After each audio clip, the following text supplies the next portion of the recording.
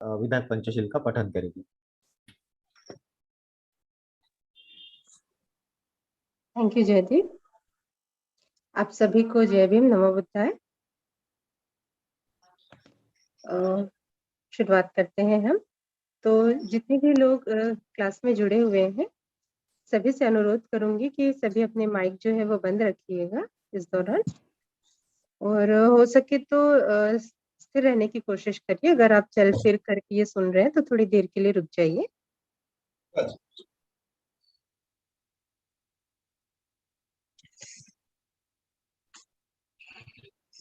नमो तस्स भगवतो अरहतो सम्मा संबुद्धस्स। नमो तस्स भगवतो अरहतो सम्मा संबुद्धस्स। नमो तस्स भगवतो अरहतो सम्मा संबुद्धस्स। बुद्धं शरणं गच्छामि, धम्मं शरणं गच्छामि, संघं शरणं गच्छामि,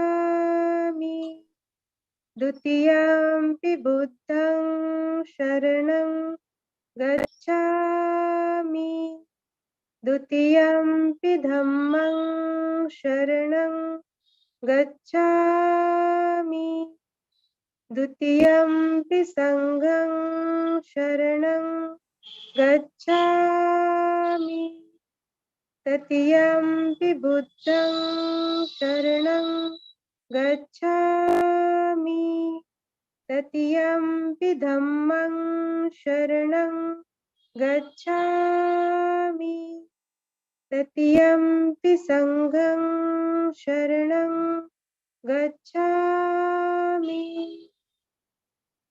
पंचशील। पाणातिपाता वेरमणि सिक्खापदं समादियामि। अदिन्नदाना वेरमणि सिक्खापदं समादियामि।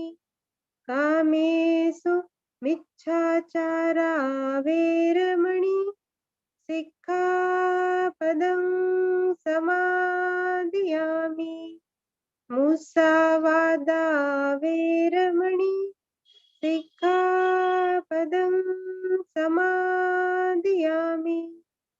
सुरा मेरय मज्ज समादठाना वेरमणि सिक्खापदं समादियामि। सकारात्मक पंचशील। मैत्रीपूर्ण कर्म करके मैं अपने शरीर को शुद्ध करती हूँ। मुक्त हस्त से दान करके मैं अपने शरीर को शुद्ध करती हूँ। शांति, सादगी तथा संतुष्टि का पालन करके मैं अपने शरीर को शुद्ध करती हूँ। सत्यतापूर्ण व्यवहार से मैं अपने वाणी को शुद्ध करती हूँ। स्मृति सुस्पष्ट एवं प्रदीप्त रखकर मैं अपने मन को शुद्ध करती हूँ। साधु साधु साधु।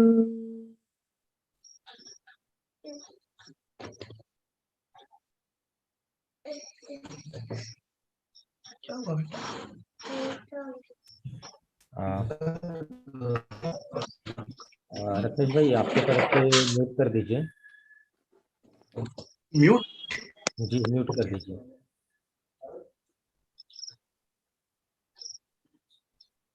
तो हम लोग थोड़ा सा आज लेट ज्वाइन किए हैं कुछ तकनीकी कारणों की वजह से। तो आज जो है वो हम जस्ट सेटिंग न लेते हुए सीधा जो है वो सेशन को शुरुआत करेंगे। तो मैं रत्नेश भाई से गुजारिश करता हूँ कि वो आज के सत्र की शुरुआत करेंगे।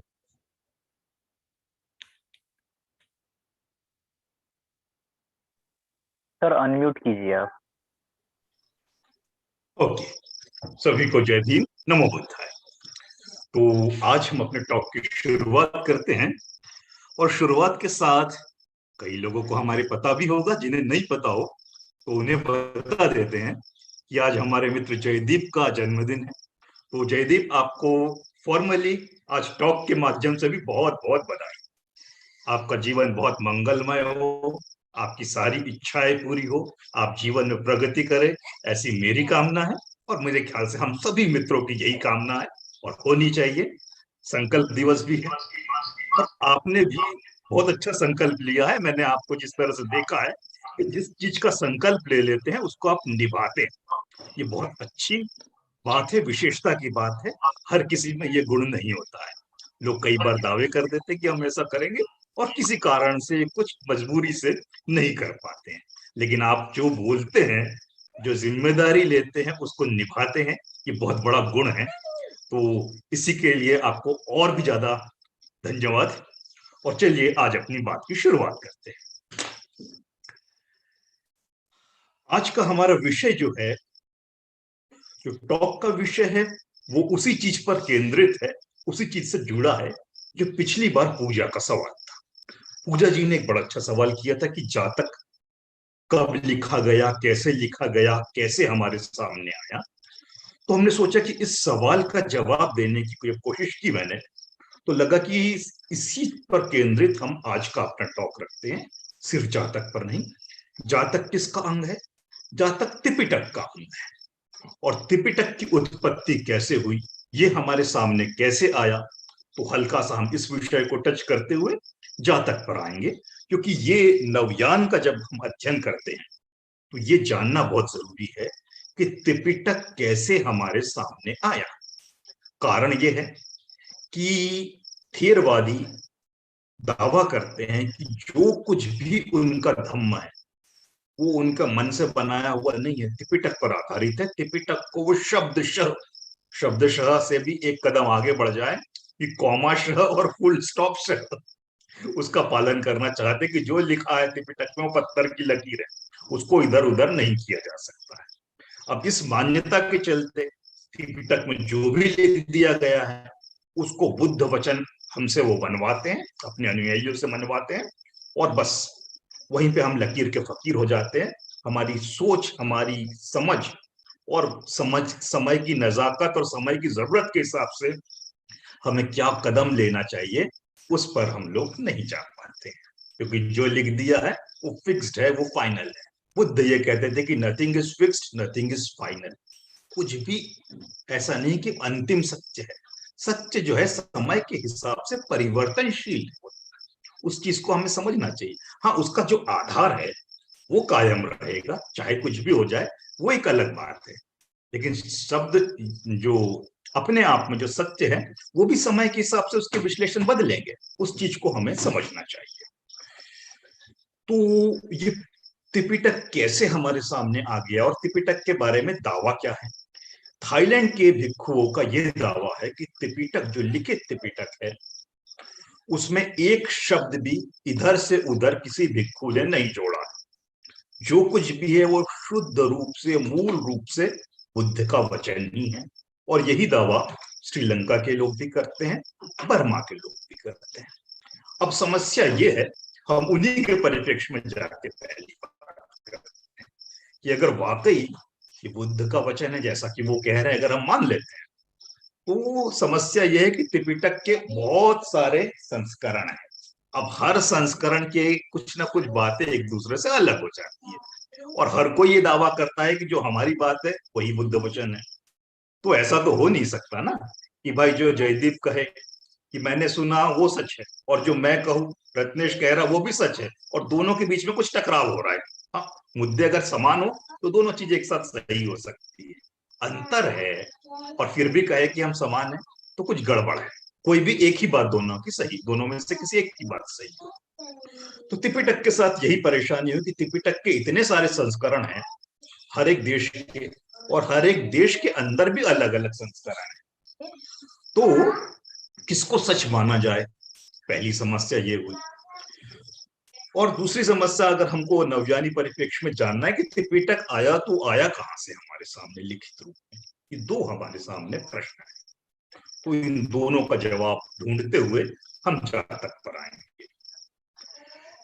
त्रिपिटक के बारे में जैसा हम सभी जानते हैं कि ये जिस भाषा में लिखा गया है वो पाली भाषा है, और पाली को हम लोग हमेशा ये कहते हैं, हमेशा यह मानते हैं कि ये बुद्ध की खुद की बोली हुई भाषा थी, जो जिस भाषा में वो खुद बोला करते थे, जिसमें उपदेश दिए। तो त्रिपिटक के मान्यता रखने वालों का ये मत है कि जैसा बुद्ध ने कहा हमने वैसा का वैसा ही लिख दिया, ना इसमें कोई अनुवाद किया, ना इसमें कुछ बदलाव किया, भाषा भी वही है, शैली भी वही है, सब कुछ वही, ऐसा उनका दावा है। लेकिन इसमें हमें थोड़ा सा ऐतिहासिक परिप्रेक्ष्य में समझना होगा कि त्रिपिटक का जो रचयिता था, मुख्य रचयिता कहना चाहिए, त्रिपिटक कोई एक दिन में नहीं लिख दिया गया है। जब लिखना अब शुरू हुआ वो भी बात कर रहे हैं, वट्टगामिनी के काल में 27 ईसा पूर्व, यानी जीसस के बाद के 27 साल पहले त्रिपिटक लिपिबद्ध हुआ है। उसके पहले वो कैसा था, ओरल ट्रेडिशन से चला आ रहा था कि एक पीढ़ी के भिक्षु पूरा रटते थे, दूसरी पीढ़ी को ट्रांसफर करते थे, वो तीसरी पीढ़ी को, चौथी पीढ़ी तक, इसी तरह सुनी सुनी बातों को रट रट के पूरा कंठस्थ कर लिया। हजारों पेज का त्रिपिटक, बहुत बड़ी बात थी कंठस्थ करना, लेकिन वो इस तरह से किया। अब फाइनली जब लोगों को लगने लगा कि अब तो बहुत हो गया है, अब लिखने की कला भी विकसित है, हमारे पास लिखने के लिए ताड़पत्र भी है, कलम भी है, और लिखना जब हमको आ ही गया है तो क्यों ना इनको लिख लिया जाए, ये सोच के श्रीलंका में इसको लिखा गया। और जिसको पहली बार जब लिखा गया तो उसकी जिम्मेदारी जिसने ली थी वो थे बुद्ध घोष। बुद्ध घोष प्रकांड विद्वान थे पाली के, और उन्होंने इसका संपादन किया। ऐसा कहा जाता है, इसका क्या आधार है मुझे नहीं पता, मैंने वो मूल किताब नहीं पढ़ी, लेकिन जो मैंने इधर उधर से पढ़ा है हल्का फुल्का, और जो हल्का फुल्का सुना है, तो ये कहा गया है कि बुद्ध घोष जब श्रीलंका में बैठ के उसका संपादन करने लगे या लेखन करने लगे पहली बार, कि भाई अलग अलग स्रोत से उन्होंने जानकारी लिया है कि आपके यहाँ क्या मान्यता है सुत्त के बारे में, दूसरे के यहाँ क्या मान्यता है। उन सारी मान्यताओं को जब वो लेके आए तो उन्होंने कहा कि अब इनको मिला के हमको एक वर्जन बनाना है जो लिखित वर्जन होगा। अब लिखित वर्जन जब बनाने बैठे तो उन्होंने क्या किया कि भाई भारत के अलग अलग कोने से लेके आ गए सारी जानकारी, और जो जानकारी उन्होंने इकट्ठी की अलग अलग जगह लिखी हुई थी, जब अपना संस्करण लिख दिया, जो फाइनल उन्होंने कहा कि ये असली संस्करण है, उन सारी जानकारियों को नष्ट कर दिया, आग से जला दिया। तो बड़ा गड़बड़ हमारे साथ यह हो गई कि उनके पास कौन कौन सी जानकारी थी वो सुरक्षित नहीं रह पाई। ज्यादा अच्छा होता कि वो उस जानकारियों को सुरक्षित रखते और साथ में अपना वर्जन भी निकाल लेते। ऐसा उन्होंने नहीं किया, इसलिए कुछ लोग उन पर शक करते हैं कि सारी घालमेल जो है ये बुद्ध घोष नहीं की है, सबसे बड़ी मिलावट जो है बुद्ध घोष नहीं की है।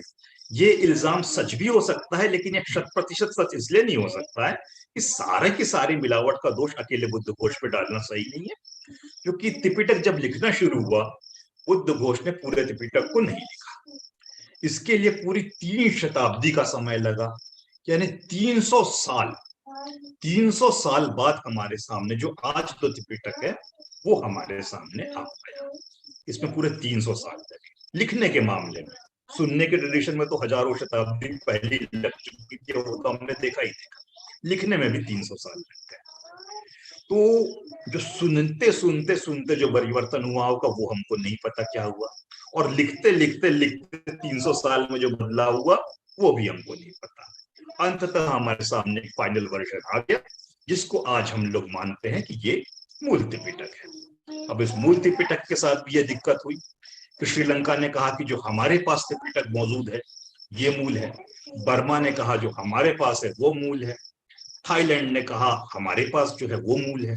तो इनमें भी कुछ परेशानियां होने लगी, किसको असली माना जाए। तो उस वक्त की बात है कि जब ये इस तरह से बात चलने लगी कि किसको मूल माना जाए, तभी पाली टेक्स्ट सोसाइटी नाम की एक सोसाइटी का गठन इंग्लैंड में हुआ।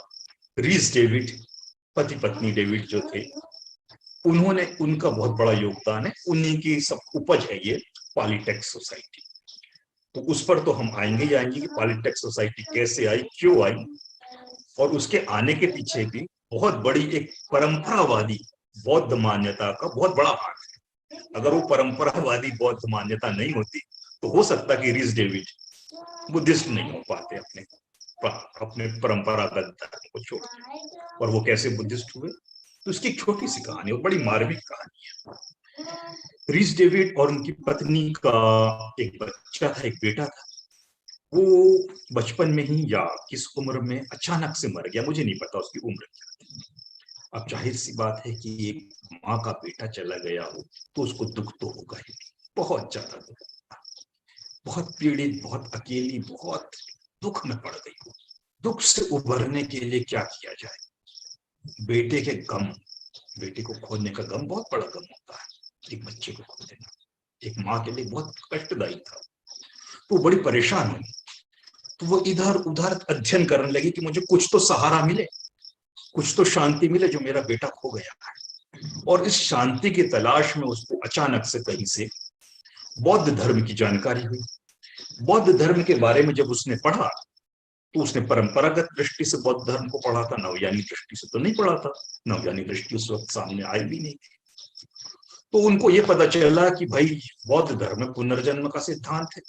पुनर्जन्म के अनुसार कोई व्यक्ति मरता ही नहीं, मरने के बाद उसका दोबारा जन्म हो जाता है, उसके बाद फिर तिबारा हो जाता है, तो उसका जीवन जो होता है वो कायम रहता है। ये बात जैसे ही डेविड दंपत्ति को पता चली तो बड़े खुश हुए। मतलब जो पत्नी थी उनकी बड़ी खुश हुई, और उनको लगा कि नहीं, मेरा बेटा मरा नहीं है, वो कहीं ना कहीं दोबारा जन्म लेगा या ले चुका होगा, बस वो मुझे नहीं मिल पा रहा, ये बात और है, लेकिन उसका जन्म तो हो चुका है। तो अगर मेरा बच्चा दोबारा जीवित हो चुका है तो इससे बड़ी खुशी की बात क्या हो सकती है। वो जो आसक्ति है अपने बच्चे के प्रति एक माँ की, उस आसक्ति ने, उस मोह ने, उस प्रेम ने उन्हें बौद्ध धर्म की ओर जोड़ दिया, और वो बुद्धिस्ट हो गई। उनको लगा कि पुनर्जन्म का सिद्धांत बड़ा अच्छा और ये बौद्ध धर्म से आया है, तो वो बौद्ध हो गई। उसके बाद उन्होंने बुद्धिज्म के पुनरुत्थान के, लिटरेरी प्लस पुनरुत्थान, साहित्यिक पुनरुत्थान में जो अहम भूमिका अदा की है, उसी का परिणाम जो था पॉलिटेक्स सोसाइटी, पीटीएस के नाम से सामने आया।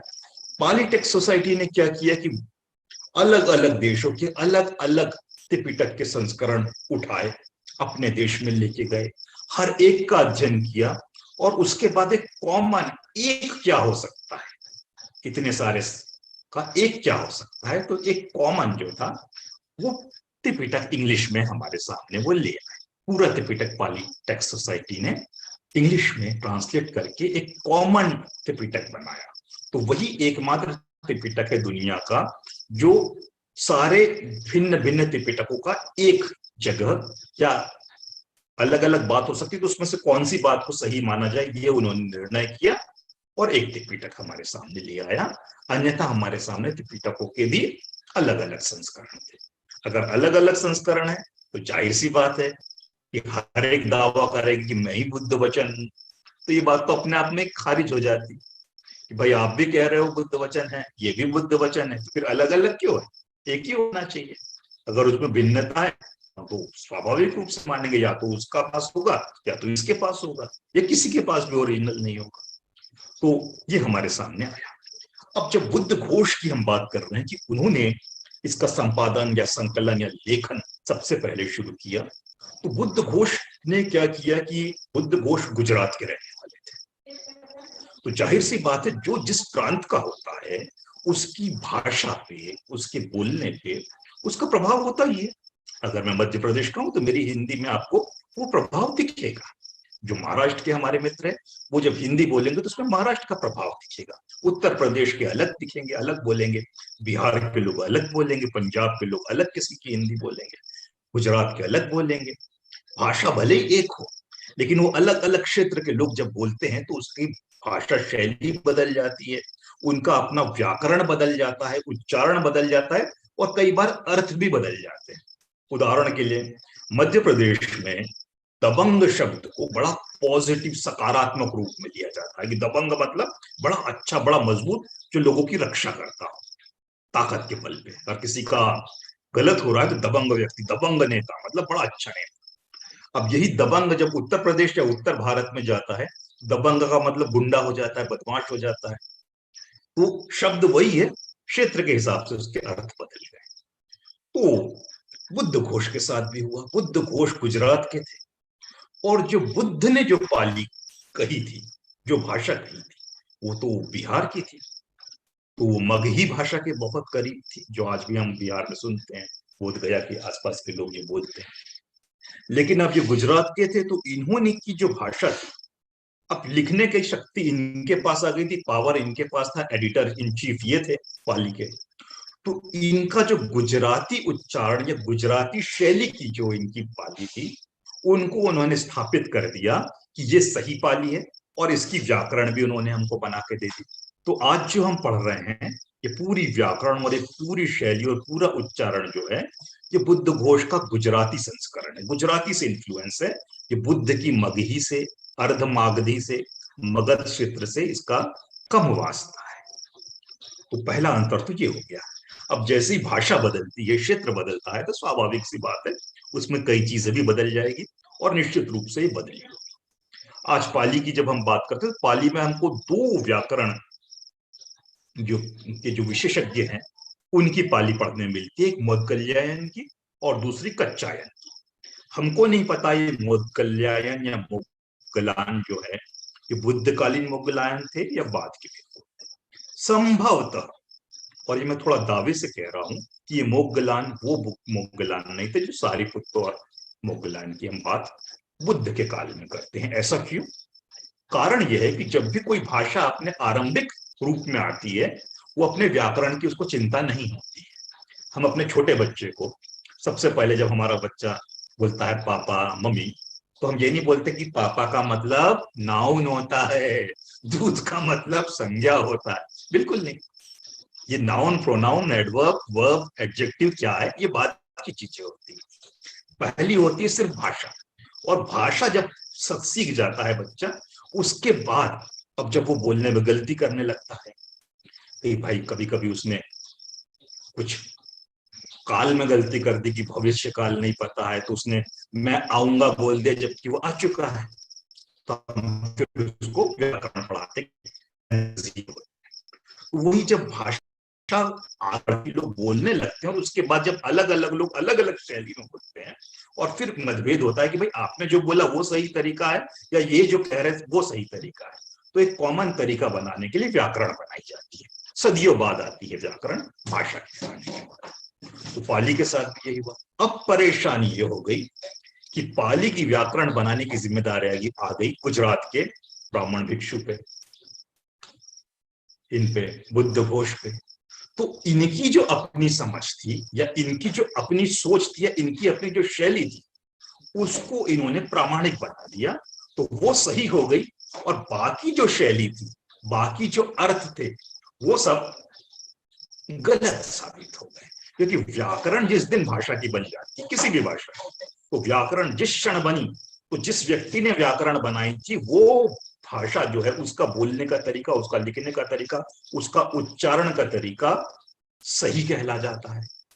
और बाकी जितने भी तरीके अभी तक चल रहे थे, जो कि सही थे उस व्याकरण आने के पहले, वो सारे एक झटके में गलत हो जाते हैं।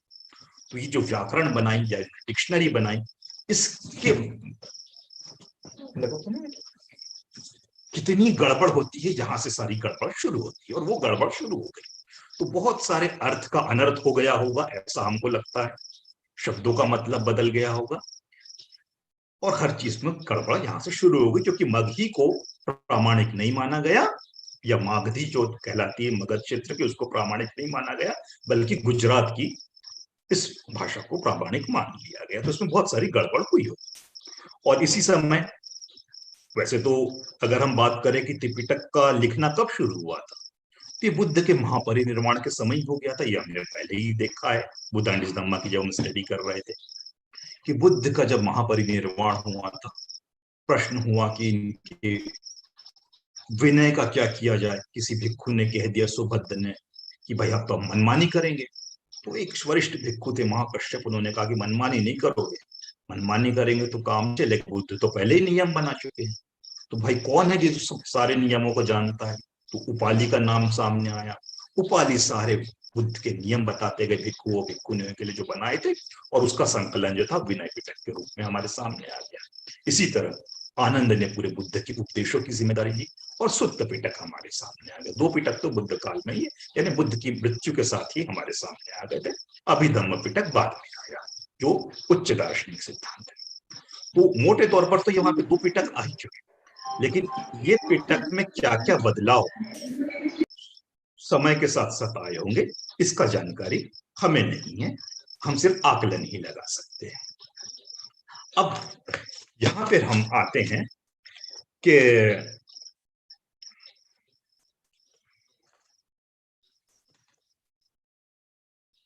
त्रिपिटक जब लेखन के रूप में हमारे सामने आया, गिर जाओगे, त्रिपिटक जब हमारे सामने लेखन के रूप में, लिखित रूप में आया, तो यहाँ पे क्या क्या दिक्कतें आई, थोड़ा सा उसको, दिक्कतें तो नहीं, मतलब ये कितना विशाल साहित्य हमारे सामने आया, इस पर हम हल्की सी चर्चा करेंगे, क्योंकि हमको आज के टॉपिक पर आना है कि जातक कहां से हमारे सामने आया। तो त्रिपिटक के हमने 3 विभाजन देख लेते हैं: सुत्त पिटक, विनय पिटक, अभिधम्म पिटक। सुत्त पिटक में बुद्ध के उपदेशों का संकलन है, विनय पिटक में भिक्षु भिक्षुनियों के नियम का संकलन है, और अभिधम्म पिटक जो है वो हायर फिलोसफिकल, इसमें टीचिंग है। अब अकेले हम सुत्त पिटक की आज बात करते हैं, विनय पिटक की अभी हम बात नहीं कर रहे, अभिधम्म की बात नहीं कर रहे। अकेले सुत्त पिटक को देख लो तो ये कितना अपने आप में विशाल है। इसके अंदर दिग्घ निकाय आता है। दिग्घ निकाय क्या होता है? इसमें ऐसी टीचिंग है जो बड़ी लंबी है, दीर्घ है। दीर्घ को पाली में दिग्घ कहा जाता है। लंबे लंबे जिसमें उपदेश आ रहे हैं, उसका एक संकलन उन्होंने कर लिया। अब इसके अंदर भी बहुत सारे सेक्शन होते जाते हैं, तो उस पर हम बारीकी से अभी चर्चा नहीं कर रहे हैं। कभी कहेंगे तो हम त्रिपिटक पे भी एक क्लास पूरी ले लेंगे। ये जब दिग्घ निकाय हो गया, इसके बाद दूसरा इसका जो सेक्शन आता है, दूसरा क्लासिफिकेशन आता है, वो है मध्यम निकाय। मध्यम मतलब मध्यम, जो ज्यादा लंबे भी नहीं है, ज्यादा छोटे भी नहीं, एक उनका सेक्शन हो गया। इसमें ऐसे सूत्रों को लिख दिया गया। तीसरा हो गया संयुक्त, मिक्स्ड। उसके बाद अंगुत्तर आया। अंगुत्तर निकाय की है कि थोड़ा सा बढ़ते हुए क्रम पर आया है। और लास्ट जो है खुद्दक निकाय। खुद्दक मतलब होता है, अगर हिंदी में उसको कहेंगे तो क्षुद्रक। क्षुद्रक मतलब पक्षी वाला क्षर, अक्षर, क्षुद्रक। क्षुद्रक मतलब छोटा। खुद्दक, अक्षर जो होता है पाली में वो ख, संस्कृत में वो हिंदी में, ये पाली में ख बन जाता है, तो खुद्दक निकाय के रूप में सामने आ गया। खुद्दक निकाय के 18 भाग हैं, और उन 18 भाग में 10वें नंबर पर आती है जातक कथाएं। तो जातक कथाएं जो हैं, इसमें अगर हम बर्मी संस्करण के हिसाब से देखें तो 550 कहानियों का संग्रह है, जो कहा जाता है कि बुद्ध ने हमें, यानी उस काल में लोगों को बताई। अब ये 550 का संग्रह है, ये कुछ कुछ वर्जन में थोड़ा बहुत इधर उधर हो जाता है। अब ये एक बड़ी बात है। बेटा थोड़ा सा मम्मी के पास चले जाओ, गिर जाओगे, गिरना नहीं। हाँ, तो ये जब लिखित रूप में हमारे सामने आया, तो इसकी हम बात कर रहे थे। अब हम थोड़ा सा ये देख लेते कि आधुनिक समय में, क्योंकि ये तो पाली में लिख दिया गया, बुद्धघोष ने लिख दिया, कालांतर में लोगों ने लिखा होगा, लेकिन ये पाली भाषा में लिखा हुआ था। इसको आधुनिक भाषा में हमारे सामने जातक को कौन लेके आया? तो हमारे सामने 3 स्रोत थे। पाली का इंग्लिश राइटिंग जो थी, एक तो रीस डेविड के माध्यम से पाली टेक्स्ट सोसाइटी से आ गई थी। दूसरा प्रयास जर्मन के एक विद्वान थे, मैक्स मुलर। मैक्स मुलर ने sacred volume of east series में तमाम भारत के और चीन के ग्रंथों का अंग्रेजी में अनुवाद किया। हो सकता है शायद जर्मनी में किया होगा, बाद में अंग्रेजी में हुआ होगा, ये मुझे नहीं मालूम, लेकिन अनुवाद किया उन्होंने मॉडर्न। तो वहां पे सेक्रेड वॉल्यूम ऑफ इस सीरीज में उन्होंने सारे ऋग्वेद और तमाम उपनिषदों का भी अनुवाद किया, और बौद्ध ग्रंथों का भी किया, कुछ चीनी ग्रंथों का भी किया। तो इसमें हमारे सामने कुछ मॉडर्न उसमें आया है वो ग्रंथ। भारत में इसकी सबसे अच्छी कोशिश जो थी वो कहां से हुई है? तो सबसे पहले आधुनिक समय में जातक को कोई लेके आया है वो हमारे सामने, तो मराठी में सबसे पहले वो आए हैं, और इसका श्रेय जाता है धम्मानंद कोसांबी को। धम्मानंद कोसांबी ने पाली की जितनी भी जातक उनको मिली उसका उन्होंने मराठी अनुवाद किया। तो सबसे पहले वो आया।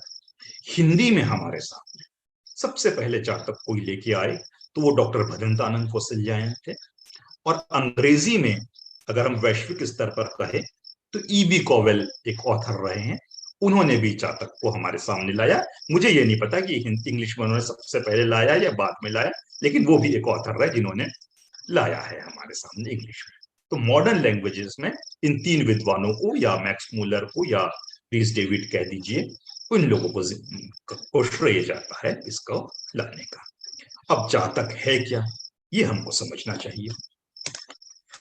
तो जातक को समझने के लिए एक चीज हम समझ सकते हैं कि जातक मूल रूप से कहानी है।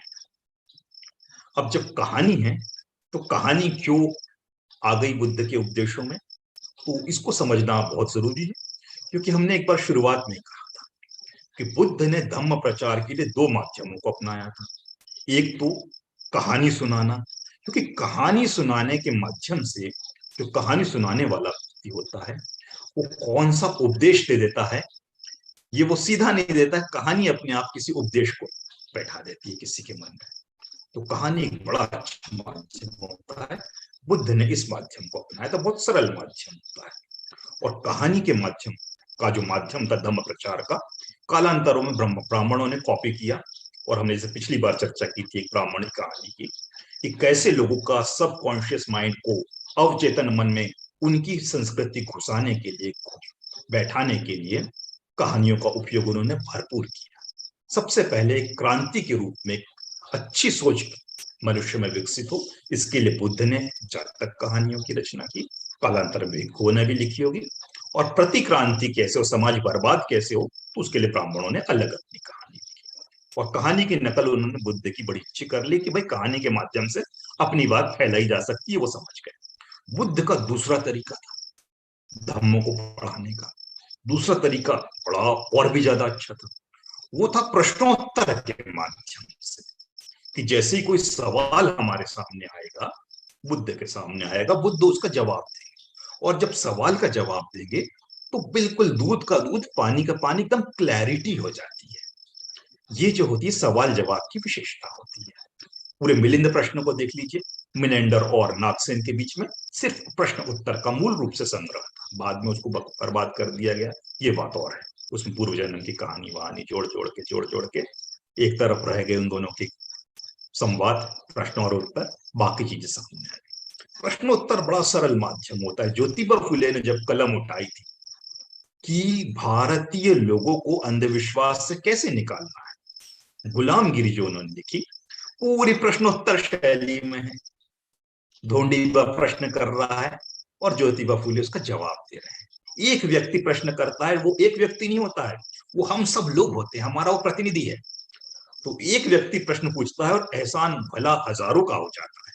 इसीलिए हम भी कहते हैं कि आप सवाल जरूर पूछिए, क्योंकि आपका एक सवाल वो आपकी जिज्ञासा को शांत नहीं कर रहा है। हजारों लोगों के मन में ये सवाल कभी ना कभी आए होंगे, इस वक्त भी होंगे।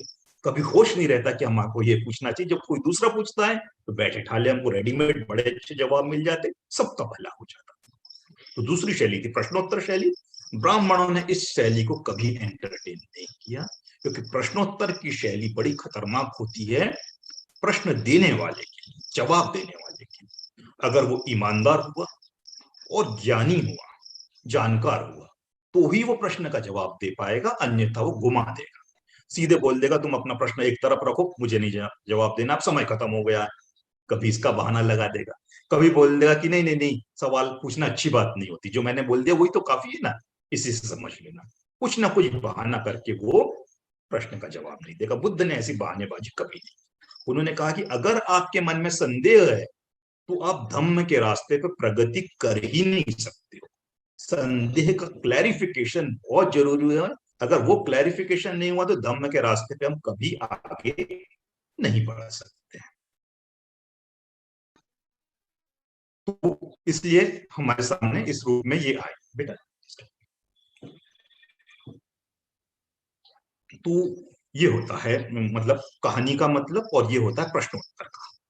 प्रश्नोत्तर को इन्होंने कभी नहीं अपनाया, कहानियों को ब्राह्मणों ने अपनाया।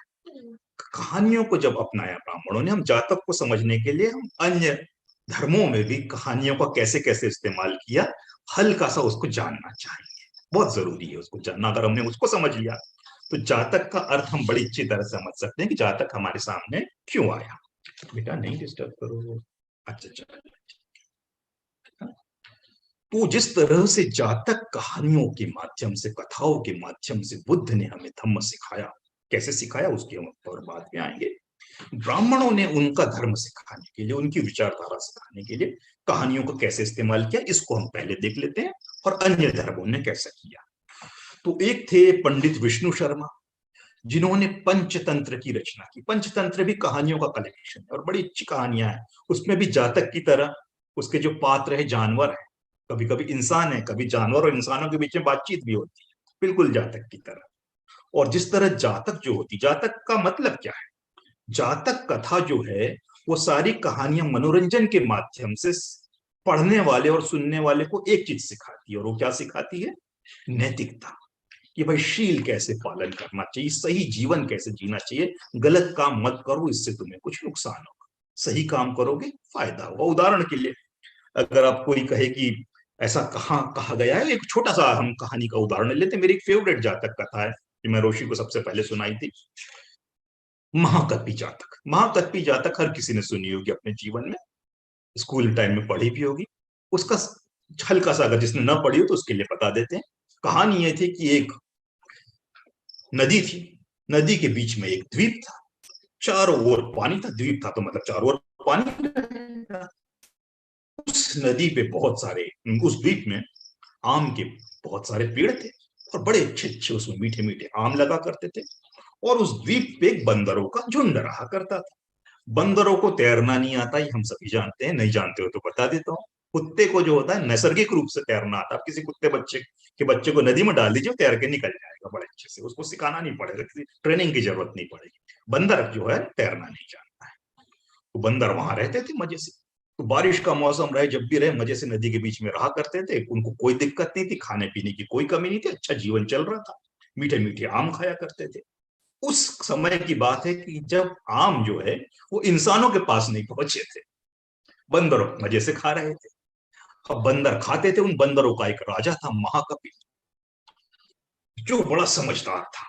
उसने अपने सारी प्रजा को ही समझाया कि भाई खूब आम खाओ, खूब आम खाओ, अच्छे से खाओ, लेकिन जो आम के पेड़ नदी के तट के तरफ लगे हैं, उसमें अगर आपको कच्चा आम भी दिख रहा है तो पहले जब वो कैरी के रूप में उसको तोड़ के खा जाओ, उसको नहीं बचाना। तो प्रजा ने कहा ऐसा क्यों भाई, आप राजा साहब ऐसा क्यों कह रहे हैं।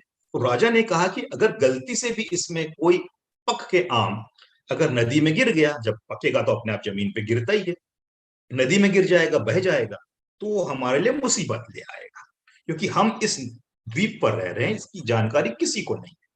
अगर यहां से कोई फल बहते हुए बाहर चला गया तो बाहर के लोगों को ये पता चल जाए कि भाई यहाँ पे कुछ स्वादिष्ट फल होता है, और उस फल की तलाश में अगर लोग आ गए तो हमारे लिए बड़ी मुसीबत हो जाएगी। तो बंदरों ने कहा चलो अच्छी बात है, बिल्कुल इसका ध्यान रखेंगे।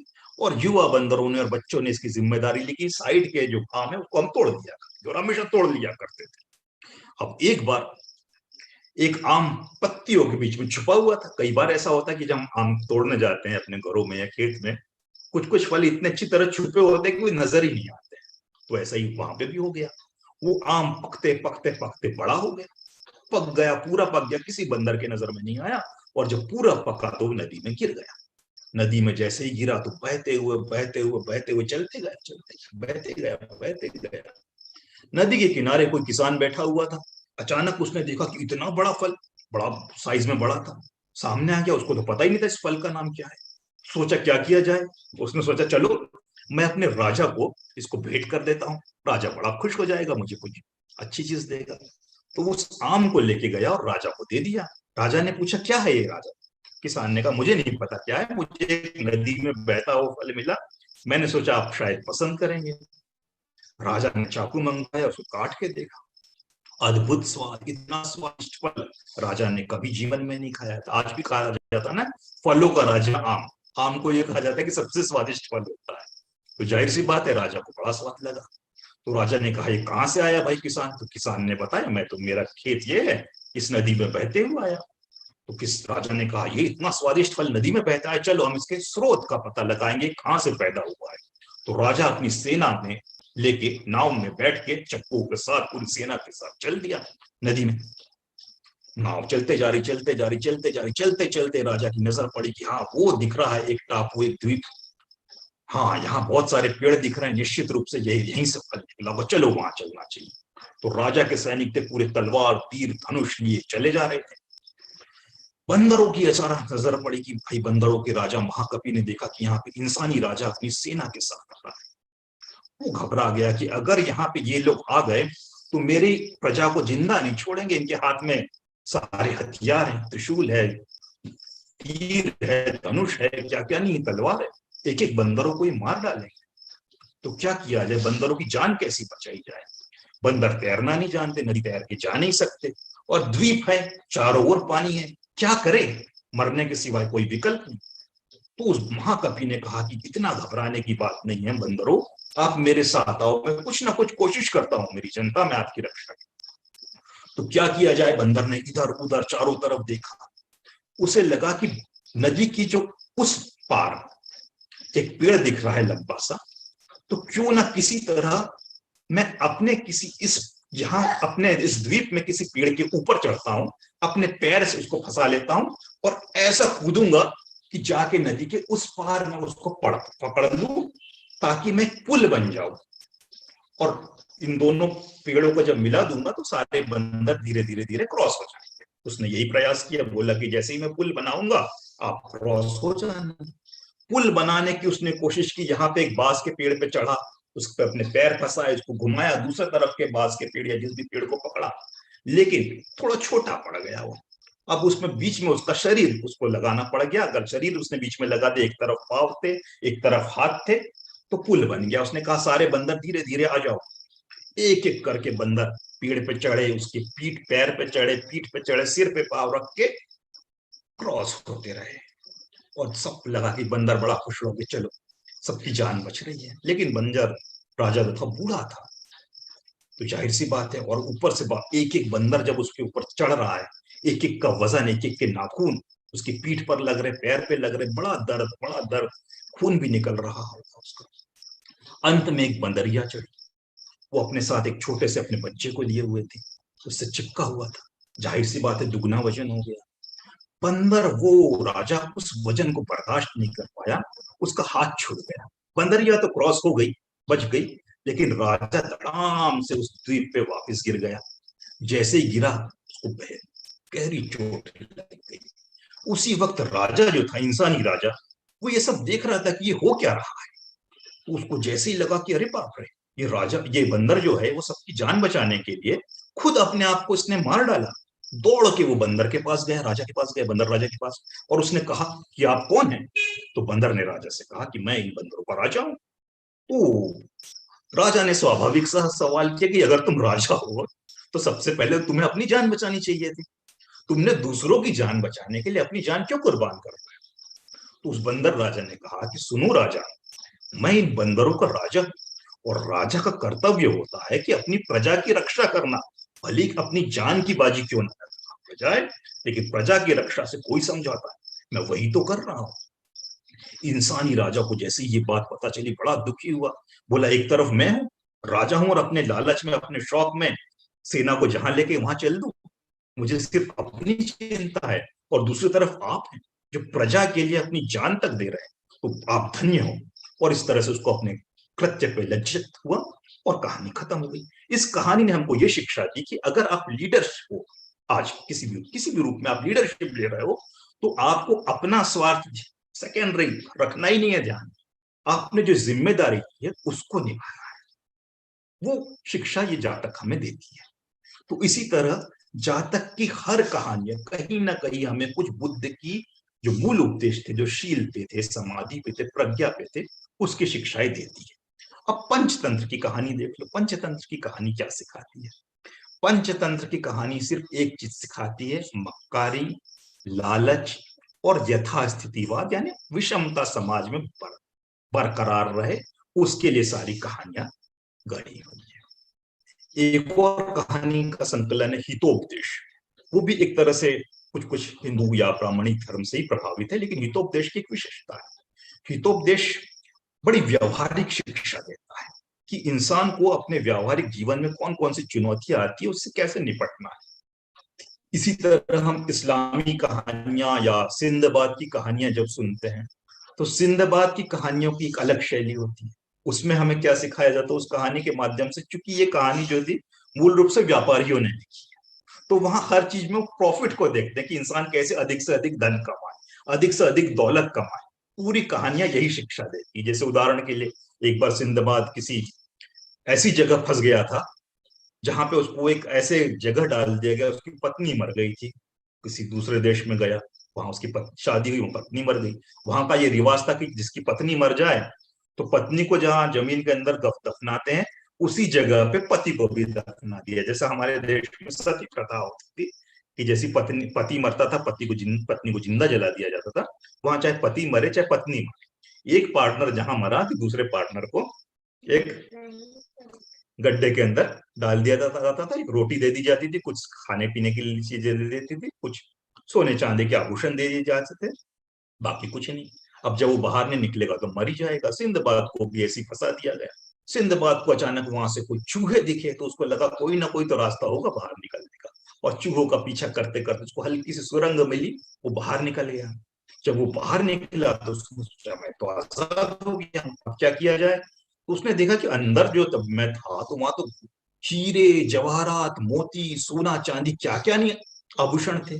चलो एक बार वापस जाता हूँ। वापस गया, वो सारे सोने आभूषण को लेके आया और बाहर उसको लेके चल गया। अगर यही कहानी जातक में होती तो जातक ये बताती कि जब वो दोबारा गया तो वो फंस गया लालच करने से। और वहां पे ये कहानी बताएगी कि नहीं, आपको धन अगर मिल रहा है तो आपको कोशिश करनी चाहिए। ये कहानी हर व्यक्ति की, हर विचारधारा की कहानी के हिसाब से कहानी बदल जाती है। तो वहां पे ये बताया कि धन कमाना जरूरी, तो उसमें होता है रिस्क लेना जरूरी है। बिजनेस में रिस्क बहुत जरूरी होती है। तो व्यापारियों ने कहानी लिखी तो वहां पे ये कहानी गढ़ दी गई कि आपको दोबारा जाना चाहिए, रिस्क लेना चाहिए। अगर उसको कोई बौद्ध लिखता तो वो ये लिखता कि जान सबसे बड़ी चीज है, आप दोबारा जाओगे क्या पता वापस निकल पाओगे कि नहीं निकल पाओगे, इसलिए दोबारा मत जाओ, जान बच गई, ये सबसे बड़ी चीज है। तो जातक की कहानी जितनी भी थी वो घोर नैतिकतावादी थी, इन आदर्शों पर लिखी गई। तो इसका एक नेगेटिव इफेक्ट भी ये पड़ा, दुष्परिणाम ये पड़ा कि कभी कभी कहानी अतिवाद पर चली गई है कि भाई किसी ने भूखी शेरनी को देख लिया जंगल में, तो अपना शरीर अर्पित कर लिया कि तुम मेरे को खा जा, लेकिन तू भूखी मत रहे। ये हाइट ऑफ वो हो गई नैतिकता, हाइट ऑफ दान, ये जो गलत होता है कभी कभी इस मोड पे चली गई है जब तक कथा। तो हर एक चीज हितोपदेश की जो कहानियां होती है वो इस पे नहीं गई है। हितोपदेश की कहानी की बड़ी विशेषता है कि वो इंसान को व्यवहारिक बनाती है। कैसे व्यवहारिक बनाती है कि जैसे एक कहानी थी हितोपदेश की, समय कितना हो टाइम, कि एक जंगल में एक आदमी जा रहा था, उसको वहां पे एक बाघ दिखता है जो कि पिंजरे में बंद था। तो बाघ रोने लगता है, बोलता भाई मुझे बाहर निकाल दो, तुम अगर मुझे बाहर निकाल दोगे तो मैं तुम्हें खूब इनाम दूंगा।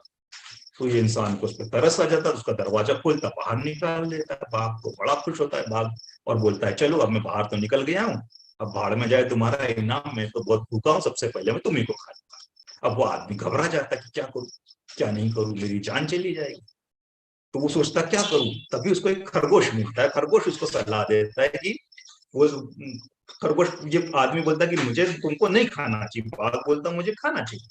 तो वो कहता है किसी जज को बुला लेते हैं जो निर्णय करे कि कौन सही है, मैंने तुम्हारी जान बचाई, खाना अच्छी बात नहीं है।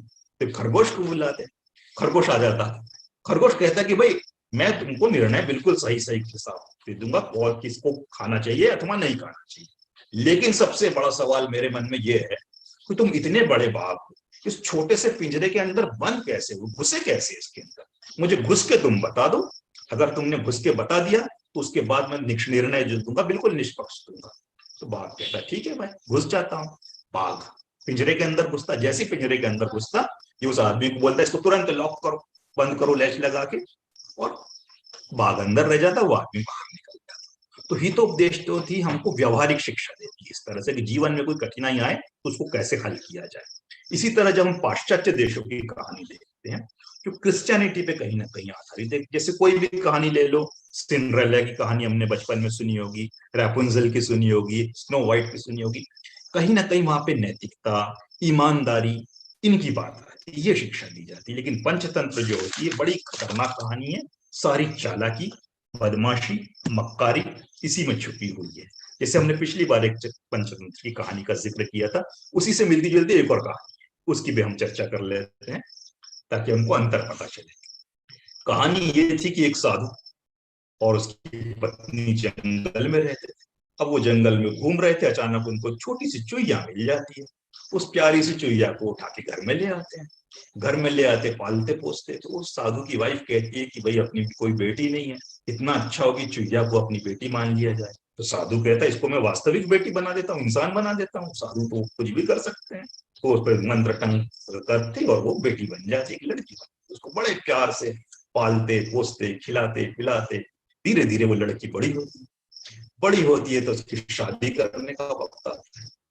तो साधु उससे पूछते कि आप किस तरह के लड़के से शादी करना चाहते हो। तो उसकी बेटी कहती है कि आप बड़े प्रभावशाली साधु हैं, तो मैं भी ये चाहती हूँ कि जो मेरा पति हो वो दुनिया का सबसे शक्तिशाली इंसान हो, शक्तिशाली व्यक्ति हो। तो साधु कहता ठीक है, मैं तुम्हारे सबसे शक्तिशाली व्यक्ति को ढूंढता हूँ। सबसे शक्तिशाली कौन हो सकता है? तो वो कहती देखो सूरज, कितनी तेज इसकी गर्मी होती है, हर कोई झुलस जाता है इससे। अगर मैं सूरज से शादी कर लूं तो कितना अच्छा होगा। तो साधु कहते हैं चलो अच्छी बात है, सूरज से तुम्हारी शादी करवा दे। सूरज से शादी करने की बात करने के लिए वो जाते ही हैं, तभी अचानक काले काले बादल आ जाते हैं और सूरज ढक जाता है। तो बेटी कहती है, चुहिया जो रानी थी, पिताजी देखिए बादल तो इससे ज्यादा शक्तिशाली है, इसने सूरज को ढक दिया, आप बादल से मेरी शादी की बात करो। साधु कहता ठीक है हम बादल से कर लेते हैं। बादल से करने के लिए जाते हैं बात, तभी तेज हवा का झोंका आता है, बादल उड़ जाते पूरा साफ। तो वो कहती है बादल तो बड़ा कमजोर है, बादल से ज्यादा ताकतवर तो हवा है, मैं तो हवा से शादी करूंगी, वायु से, पवन देव से शादी करूंगी। तो राजा कहते साधु कहते चलो ठीक है, उससे बात करने के लिए जाते हैं। वहां पे ये बात करने के लिए जाते हैं तो देखते हैं कि हवा जो है वो बहुत तेज गति से, सारे पेड़ पौधे उखड़ रहे हैं, सब कुछ गड़बड़ हो रहा है, लेकिन एक चीज बची हुई है, और वो क्या है? पहाड़। पहाड़ से जब हवा टकराती है हवा जम जाती है। तो कहता पहाड़ सबसे अच्छा है। तो लड़की कहती ठीक है, अब पहाड़ से मेरी शादी करवा दो, ये सबसे मजबूत है। जब वो पहाड़ से शादी करने की बात के लिए जाते हैं तो क्या देखते हैं कि जो चूहा है वो पहाड़ में बिल बना के रह रहे। तो बच्ची कहती है अरे पापा देखो, अपन पहाड़ को सबसे शक्तिशाली समझ रहे थे, इससे ज्यादा शक्तिशाली तो चूहा है, चूहे ने पहाड़ में बिल बना दिया, इससे शक्तिशाली तो कोई हो ही नहीं सकता। तो साधु कहता ठीक है, मैं तुमको वापस चूहिया बना देता हूँ और चूहे से शादी कर। वही सबकॉन्शियस में शिक्षा गई कि जो जैसा है उसको वैसा ही रहना चाहिए, बदलने की नहीं सोचना चाहिए। इसमें जो जातिगत विवाह होना चाहिए कि आप जिस जाति में पैदा हो, जिस में जन्म हुआ, आपको शादी भी उसी से करना चाहिए, इंटरकास्ट मैरिज करने कभी मत सोचना। ये शिक्षा इसने दे दी। तो ये पूरी यथास्थितिवाद जो है ये हमको पंचतंत्र बताता है। इसलिए पंचतंत्र की कहानी और ब्राह्मणी साहित्य की कहानी बड़ी खतरनाक होती है। जातक की कहानी जो थी वो हमें ज्ञान देने के लिए, हमें खोलने के लिए, हमारे दिमाग को बड़ा बनाने के लिए। अब सवाल ये है कि जातक की कहानी आई कैसे, कब आई, क्यों आई, किसने सबसे पहले कही? तो इसका जवाब ये है कि ये जो 300 साल के अवधि में जब लिखा गया त्रिपिटक, उसी बीच में खुद्दक निकाय में जातक को भी लिखा गया। अब जातक की कहानी है क्या?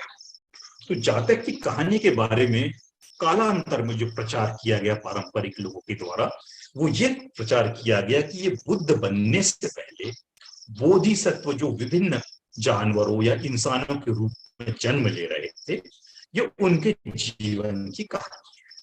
ये बात कोरा झूठ है। ये जन्म पुनर्जन्म कुछ नहीं होता। बुद्ध जब कोई चीज समझाते थे तो वो कहानी के माध्यम से समझाते थे, और कहानी जब कोई भी अच्छी कहानी हो तो उसमें दो पात्र अक्सर होते, जैसे फिल्म भी हम देखते हैं तो एक हीरो होता है, एक विलन होता है। तो कहानी में भी जो हीरो होता था उसमें कहानी के माध्यम से बुद्ध ये बताना चाहते थे कि ऐसे मानवीय गुण, ऐसे मानवीय आदर्श, ऐसी मानवीय सोच आप में होनी चाहिए।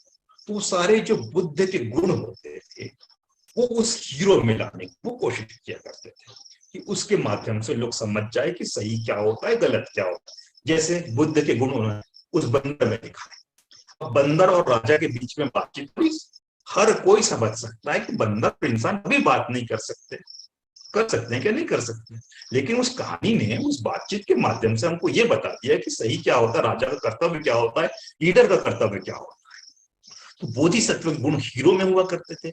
और जैसे आज की फिल्मों में, कहानियों में एक विलन होता है, तो विलन जो होता है वो सारा गलत काम करेगा, तो उसके कुछ अवगुण हुआ करते थे। तो लोगों ने बाद में जब इसका विश्लेषण करना शुरू किया, तो उन्होंने ये कह दिया कि जो कहानी है में जो हीरो है वो बुद्ध का पूर्व जन्म है, पूर्व जन्म का बोधिसत्व है। और जो विलन है, तो विलन कौन है?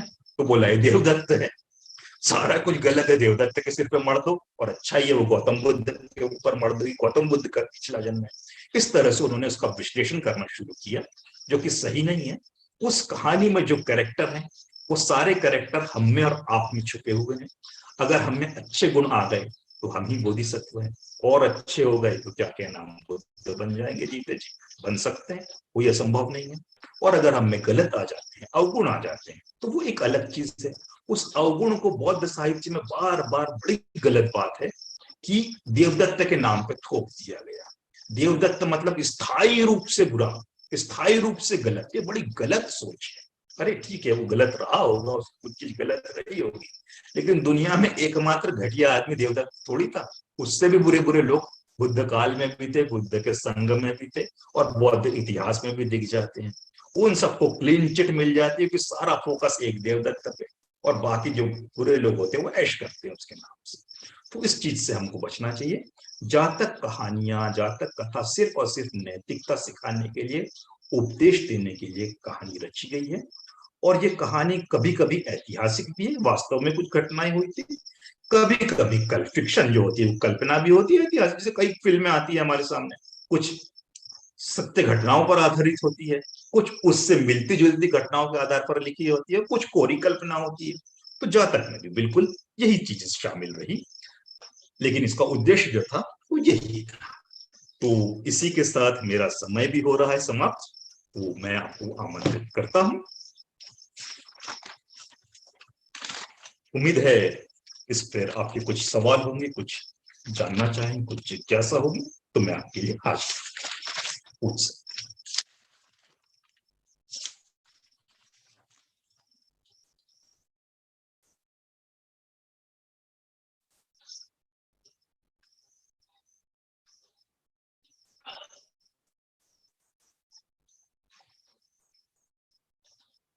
जातक कहानियों के बारे में, कथाओं के बारे में एक बात जरूर बता दूं कि जो 550 के लगभग हमारे सामने कहानियां हैं, इसमें हर एक कहानी ऐसी नहीं है कि जिसको आज हम पढ़े तो हमको बड़ी खुशी हो।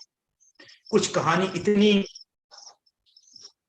अच्छी नहीं लगती, इसको पढ़ने में कोई मजा नहीं है, ना कहानी के रूप में, ना शिक्षा के रूप में। तो कई कहानियां ऐसी भी है, बेहद कम कहानियां उसमें से अगर हम फिल्टर करके लाएंगे, बड़ी चुनिंदा कहानियां बड़ी कम मिलती है, जो आज की पीढ़ी के लिए अगर हम किसी अपने बच्चे को सुनाना चाहे, किसी को सुनाना चाहे, जो उसको खुशी मिले और उसमें सही शिक्षा जाए, ऐसी कहानियां 550 में से बेहद कम है। मैं उनमें से कुछ सिलेक्शन करने बैठा हूं तो मुझे तो काफी कम मिली है। मुझे सिर्फ अभी तक 20 या 25 कहानियां मिली, जो मुझे लगा कि आज के संदर्भ में, नवयानी परिप्रेक्ष्य में अगर हम देखें, तो वो कहानी बड़ी सार्थक है। वरना कई कहानियों में वही अंधविश्वास, वही पाखंड आ जाता है घूम फिर के, या अतिवाद आ जाता है कि जैसे हमने कहा कि कोई भूखी शेरनी दिखी तो एक इंसान अपना शरीर सौंपने चला गया, या कोई दानशीलता में इस हद तक हुआ कि अपनी पत्नी को भी किसी को दान कर दिया। महामूर्खता है ये।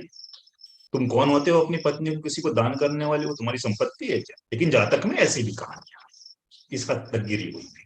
तो क्योंकि इस पर ब्राह्मणवाद का गहरा असर हुआ है बौद्ध साहित्य पे, इसमें थोड़ा भी शक नहीं है। तो ये सारी तमाम गड़बड़े जो है इसमें शामिल है। तो जातक को भी जब हम पढ़ेंगे तो बड़ा फिल्टर करके पढ़ना पड़ता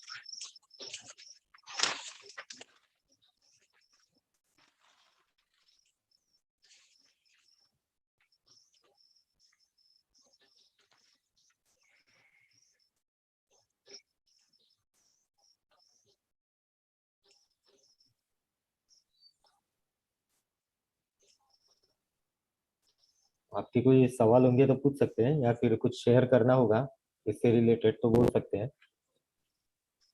जय भीम सर, सुकेशनी बोल रही हूँ। हाँ सुकेश जी कहिए। सर, सेकेंड वीक का क्वेश्चन था कि बुद्ध आपसे 2 घंटा मिलेंगे तो आप उनसे क्या मतलब क्या बात संवाद करना चाहोगे? जी तो सर मेरा यह क्वेश्चन है कि विचार शून्यता जीवन यापन क्या हो सकता है, और वर्तमान वर्तमान में ही जीना है। जो ये सेंटेंस है ना, ये मुझे थोड़ा सा बहुत कठिन लगता है। जी और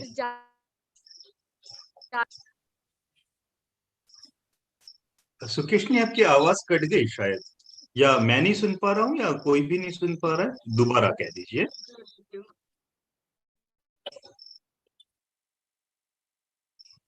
हेलो सर, आवाज आ रही क्या? हाँ, बिल्कुल आप साफ आ रही है जी। सर, मेरा पहला ये है कि विचार शून्यता जीवन यापन करना, ये क्या हो सकता है? हाँ हाँ। और वर्तमान में ही जीना, ये क्या अवस्था हो सकती है? और जागृति के साथ जीना, ओके मतलब तीनों भी उसी से एक ही इसमें है, लेकिन ये प्रैक्टिकल लाइफ में कैसे आ सकता है ये? ओके।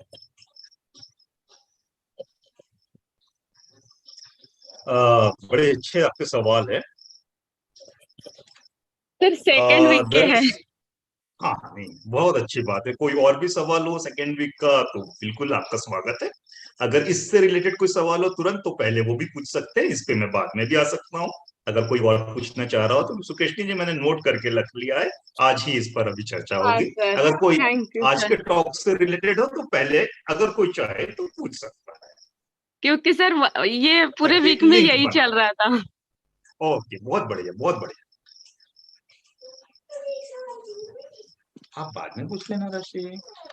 अच्छा चलो पूछ लो बेटा, कैची लग जाएगी। तो जातक से संबंधित कोई होगा तो पहले ले लीजिए हूँ प्रश्न, नहीं तो फिर सुकेशनी के प्रश्न पर ही आता हूँ। बेटा रोशी रोहनी मम्मी के पास जाओ, बेटा कैची लग जाएगी। तो लगता है जातक से संबंधित कोई सवाल नहीं है, तो हम पिछले हफ्ते के सवाल पर ही आते हैं। विचार शून्यता, वर्तमान में जीना और जागृति के साथ जीना, बड़ी अच्छी अच्छी बातें हैं ये तीनों। विचार शून्यता का अर्थ क्या होता है ये समझने में मुझे काफी साल लगे। अपने खुद के मैं अब जानने की कोशिश की मैंने। बेटा क्या हो गया?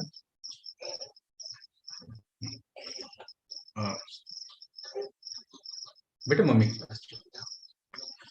विचार शून्यता के बारे में अक्सर ये कहा जाता है कि बुद्धिज्म में कुछ लोग कहते हैं कि एक होता है अच्छे विचार, पॉजिटिव थिंकिंग, सकारात्मक गुड थॉट्स, अच्छे विचार। दूसरा होता है गंदे विचार, गलत विचार। तो अच्छे विचार होना बड़ी अच्छी बात है, गंदे विचार मन में होना बड़ी गलत बात है। लेकिन कुछ लोग ये कहते हैं, बुद्धिज्म में कई बार कहा जाता है कि विचारहीन होना, थॉटलेस होना सबसे अच्छी अवस्था होती है। तो इसका मतलब क्या निकाला जाए, इसको समझना मेरे लिए भी बहुत कठिन था। मैंने बहुत कोशिश की और उसके बाद जो मैं समझाऊं मैं आज आपको वो बताना चाहूंगा। और दूसरी चीज आपने वर्तमान में जीना कहा है, ये दोनों ही चीजों को जब हम सोचते हैं। तीसरी बात आपने जागृति के साथ जीना बोला है, ये सबसे सरल है इसको समझना। ये दो जो आपने कहे बड़े कठिन होते हैं, क्योंकि इसका अर्थ लोग समझ नहीं पाते हैं तो बहुत गड़बड़ हो जाती है।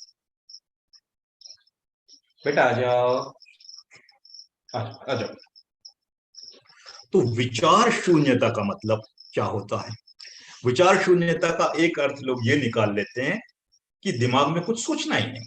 अब कुछ नहीं सोचना है तो हम सबसे ज्यादा खुश रहेंगे। अब आप कुछ नहीं सोच रहे हैं, मान लीजिए सुकेश आप कुछ नहीं सोच रहे हैं, आपके दिमाग में कुछ है ही नहीं, और हम कोई कार्यक्रम कर रहे हैं, यही ऐसे बुद्धिज्म तो पे। हो ही नहीं सकता सर, 1 मिनट भी नहीं हो सकता। नहीं हो भी सकता है, क्यों नहीं हो सकता है, हो सकता है। अब मान लो ऐसा हो गया, चलिए मान लेते हैं, और अचानक से जयदीप बोले कि भाई इस विषय पे सुकेशनी आप अपने विचार रखिए। अब सुकेशनी तो विचार शून्य है, उसने कुछ सोचा ही नहीं है इस विषय पे, जो टॉपिक दिया गया है कभी जीवन में नहीं सोचा। तो आप क्या कुछ बोल पाएंगे? कुछ नहीं बोल पाएंगे। तो वहां हमारी जो स्थिति हो जाएगी मजाक वाली बन जाती है कि बाप रे, मंच पे हमको बुला लिया गया और बोला इस विषय पे आप बोलिए, और हमारे पास कुछ बोलने के लिए है ही नहीं, क्योंकि हमने उस विषय पे कभी चिंतन ही नहीं किया। एक ये अर्थ हो सकता है। अगर इसका अर्थ कोई ये निकाल रहा है कि हमको भाई किसी चीज पर सोचना ही नहीं है, अगर हम सोचेंगे नहीं तो हमारा माइंड बिल्कुल शांत रहेगा। कुछ हद तक ये बात सही होती, सोचने से हमारे दिमाग की बहुत एनर्जी जाती है, वो अच्छी बात है। लेकिन अगर हम किसी विषय पे कभी सोचने का सोचे ही नहीं, तो हम लोग निहायत ही मूर्ख बन जाएंगे, महा बेवकूफ रहेंगे। हमारा जीना किसी काम का नहीं रहेगा। ये प्रकृति ने जो हमको इंसान बनाया है, हमको लिखने पढ़ने सोचने की समझ दी है, हम इसका उपयोग नहीं कर रहे हैं, तो हम में और एक मूर्ख व्यक्ति में, एक पागल व्यक्ति में कोई अंतर नहीं रह जाएगा। तो मन में विचार का नहीं होने का अर्थ ये कभी नहीं होना चाहिए कि हम कभी चिंतन नहीं करें, मनन नहीं करें। चिंतन मनन बहुत जरूरी होता है हमारे दिमाग को विकसित करने के लिए। आखिर हमारा दिमाग कहाँ से विकसित होता है? तो उसके तीन स्रोत होते हैं। सबसे पहली चीज होती है कि हम, जैसा जो छोटा बच्चा होता है, सबसे पहले ज्ञान को वो लेता है देखने के माध्यम से, सुनने के माध्यम से, और बड़े होते तक भी यही होता है कि हम बताते हैं। कई लोग बताते हैं ना कि भाई मैंने ये बता रहा हूँ, हम कहे कहाँ से जानते हो? बोला मैंने एक बार सुना था किसी को। तो कई लोग जो होते हैं उनका ज्ञान का स्रोत, सूचना का स्रोत सिर्फ और सिर्फ सुनना होता है, कि किसी ने ये बता दिया तो भाई उनको ये पता चल गया कि उनको पढ़ना लिखना नहीं आता है, तो सुनना एक स्रोत होता है। रेडियो में हम कई चीजें सुन लेते हैं, हमारे दोस्त हमको कोई चीज बता देते हैं, सुन के हम कई जानकारी ले लेते हैं। दूसरा स्रोत होता है देखना। हमने आसपास कुछ घटना होते हुए देखी, उससे हम कुछ सीख गए, या टीवी देख रहे हैं, या फिल्म देख रहे हैं, या कुछ भी देख रहे हैं, यूट्यूब देख रहे हैं, देख के हम सीख रहे हैं। तीसरा होता है पढ़ना, कि पढ़ने के माध्यम से हम कुछ नई जानकारी ले रहे हैं। हर इंसान आमतौर पर सुनना और देखने में बड़ा माहिर होता है। टीवी देखना हर किसी को अच्छा लगता है, फिल्म देखना हर किसी को लगता है, और बातें करना फोन पे घंटों घंटों और तमाम चीजें सुनना वो भी बड़ा अच्छा लगता है। लेकिन पढ़ने के माध्यम में अधिकांश लोग बड़े कमजोर होते हैं, सिर्फ अपनी टेक्स्ट बुक पढ़ते हैं, कोर्स के बाहर लोग पढ़ना नहीं चाहते। ऐसे अधिकांश भारतीयों की ये बहुत बड़ी कमजोरी होती है, और इसीलिए हमारा बौद्धिक स्तर जो है नीचे नीचे नीचे होते जा रहा है। लेकिन अगर हमने पढ़ भी लिया तो भी हमको ज्ञान नहीं मिलने वाला, सुन लिया तो भी नहीं मिलने वाला, देख लिया तो भी नहीं मिलेगा। हमको इनसे तीनों चीजों से क्या मिलती है? सिर्फ और सिर्फ सूचना, एक जानकारी मिलती है। उस जानकारी को ज्ञान में बदलने के लिए चिंतन और मनन की जरूरत पड़ती है। वो जब होता है तो वो ज्ञान में उसको, उसका फाइनल प्रोडक्ट होता है, वो नॉलेज के रूप में कन्वर्ट होता है। सिर्फ सुनने देखने पढ़ने से मामला नहीं बनता है, तो उसके लिए चिंतन मनन करना बहुत जरूरी होता है, वही हमको सही बीज दे पाएगा। अगर कोई कहे कि हमारे मन में कोई विचार नहीं होना चाहिए, और इस बहाने हमको ये शिक्षा देने लग जाए कि आप सोचो ही मत, चिंतन मनन बंद कर दो, तो हम जो हैं उससे ज्यादा बेवकूफ होते जाएंगे, हमारा बौद्धिक स्तर गिरता जाएगा। तो बुद्ध जब विचारहीन होने की बात करते हैं तो ये बात कतई नहीं कहते हैं कि चिंतन मनन बंद कर दो। बुद्ध घोर चिंतक थे, बहुत चिंतन मनन किया करते थे। बुद्ध से आपने कोई सवाल किया, तुरंत वो जवाब कैसे दे देते थे उस चीज का? क्योंकि उन्होंने जीवन के हर पहलू पे चिंतन किया हुआ था, तो इसलिए उनको टाइम नहीं लगता था जवाब देने। इसने अधिक से अधिक चिंतन किया होगा, उसके पास आप सवाल रखो जवाब आ जाएगा। और जिसने कोई चिंतन नहीं किया होगा वो बोलेगा कि अरे मुझे ये नहीं पता, देखना पड़ेगा, ये करना पड़ेगा, वो करना पड़ेगा, मुझे नहीं पता, कोई ना कोई बहाना मार के आपके सवाल का जवाब नहीं देगा। तो चिंतनशील होना बहुत जरूरी होता है। लेकिन जब वो कह रहे हैं कि कुछ क्षणों के लिए विचारशील, वो कुछ क्षण के लिए होना चाहिए। परेशानी क्या होती है कि चिंतन करने के लिए कभी कभी किसी को आदत लग जाती है, तो चिंतन तो एक तरफ रह जाता है, चिंता हावी हो जाती है। माइंड जो होता है वो बिना कारण के कुछ ना कुछ सोच रहा है, और सोचते सोचते सोचते वो थक रहा है। जीवन में हजार किस्म के विचार आ रहे हैं, और हमारा समय बर्बाद हो रहा है, और हमारा दिमाग थक रहा है। दिमाग न थके, समय बर्बाद न हो, उसके लिए कुछ क्षण के लिए हमको विचारहीन होना बहुत जरूरी होता है। अगर विचारहीन हम नहीं होंगे तो हमारा माइंड जो है वो रिफ्रेश नहीं। माइंड को रिफ्रेश करने की जो टेक्निक थी नाथान बताते हैं, माइंडफुलनेस की बात करते हैं कि अगर हम ब्रश कर रहे हैं जिस वक्त, तो सिर्फ ब्रश ही करें, कुछ और ना करें। तो हमारा माइंड उस वक्त कुछ और नहीं सोचेगा, सिर्फ और सिर्फ उस काम पे हमारी दृष्टि हो। खाना खा रहे हैं तो सिर्फ खाना खा रहे, बैठे हैं तो सिर्फ बैठे हैं। अगर जीवन के कुछ क्षणों को, आधा घंटा 1 घंटा भी पूरे 24 घंटे में से अगर हम ऐसा निकाल लेते हैं, तो हम वो माइंड को रेस्ट देना लग जाते हैं। मन की शांति या विचार मुक्त होने की अवस्था वो अवस्था होती है। उसको हम पकड़ के बैठ जाए कि यही सब कुछ है, अगर ये हो जाए तो हम बहुत बड़े कुछ ज्ञानी बन जाएंगे, बिल्कुल नहीं बनेंगे, महामूर्ख बन जाएंगे। तो चिंतन मनन पे कभी बंदिशें नहीं है। चिंतन मनन कीजिए, सही विषय पे कीजिए, सही समय पे कीजिए, लेकिन दिमाग को रेस्ट देना बहुत जरूरी है, रिफ्रेश करना बहुत जरूरी है। उसके लिए कुछ क्षण के लिए, कुछ घंटों के लिए हमको विचार शून्यता में भी लाना, विचारहीनता लाना बहुत जरूरी है। दूसरी बात हुई वर्तमान में जीना।